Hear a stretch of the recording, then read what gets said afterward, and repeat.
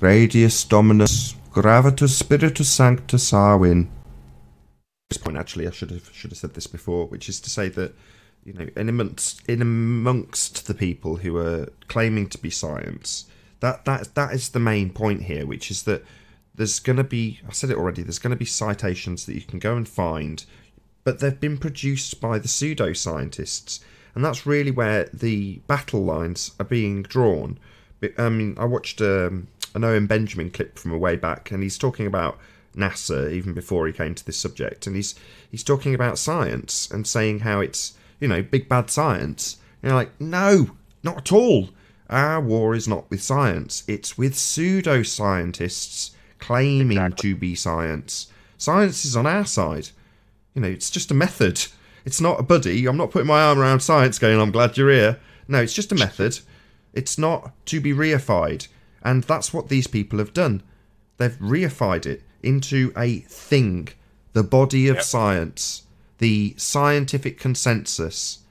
That's what they've turned a method into. A method with empiricism. That's why they've hijacked it.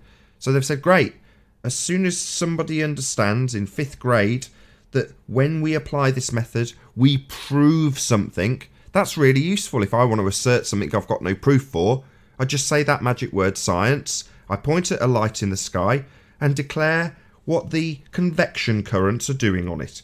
Now that's science, ladies and gentlemen. No, it's not. That's pseudoscience. Those are the people that we have an issue with, not science, not the method of empiricism that gives you a cause and effect relationship. That's very useful.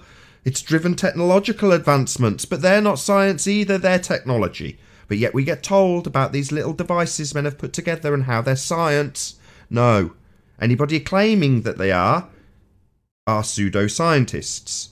They don't establish a cause with this man-made device. It may be utilised in an experiment, but that doesn't make it the phenomena. These are all the practices of pseudoscientists, not scientists. So that's what we're up against when these pretender clowns, the charlatans who declare science, have ensnared us in nonsense, telling us what our world is based on pseudoscience practices, declaration, observational science. Wow, you might as well just say pseudoscience, Sean, because that's what you're talking about, isn't it now?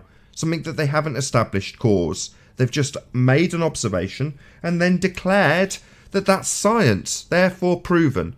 And when we pull it apart and say, no, science actually does prove things through systematic experimentation, the main key event in science, once we show them that, you know what they say?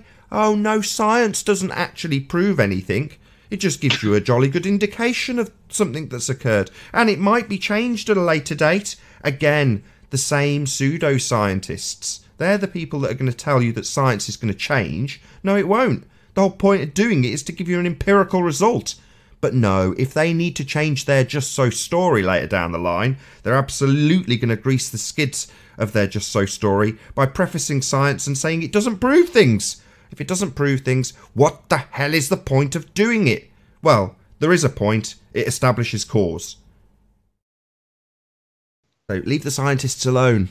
The real ones, just let them get on with establishing cause and effect, and go after Neil deGrasse Tyson and say, what's your independent variable when you declare this, that and the other about a light in the sky? Look into my eyes. Yeah, these people are pretender clowns. They're the ones we've got a war on. And when people say, oh, if we attack science, again, reifying this method, then the whole of society would crumble. No. The real scientists would still carry on. They'd still be establishing cause and effect based on a hypothesis. They'd still be supposing what they think causes an effect that they're investigating and trying to establish it through systematic experimentation. They're not going to lose their jobs. Scientific discovery will not halt. But there'll be a lot of pretender clowns out on the street in nice shiny waistcoats. I don't know, Guy, if because that's a big part of academia and the professional world. All those listen to those disciplines now. You got paleontology, anthropology, archaeology, geology, evolutionary biology, theoretical physics, astronomy, cosmology, and astrophysics. That is a healthy chunk, right? That if it's exposed, it won't be. People are too indoctrinated. But if it were to be exposed, all of academia, it would implode in on itself. Even though there's valid scientists, right? You know, in quantum mechanics, in genetics, in biochemistry, in chemistry, they'd be grandfathered and sucked in. Universities would just implode, man. And the public trust of those universities and institutions, oh brother, it would be bad. It would be pretty bad. I'm just speculating here, but I see no way out. Radius Dominus, Gravitas Spiritus Sanctus Amen.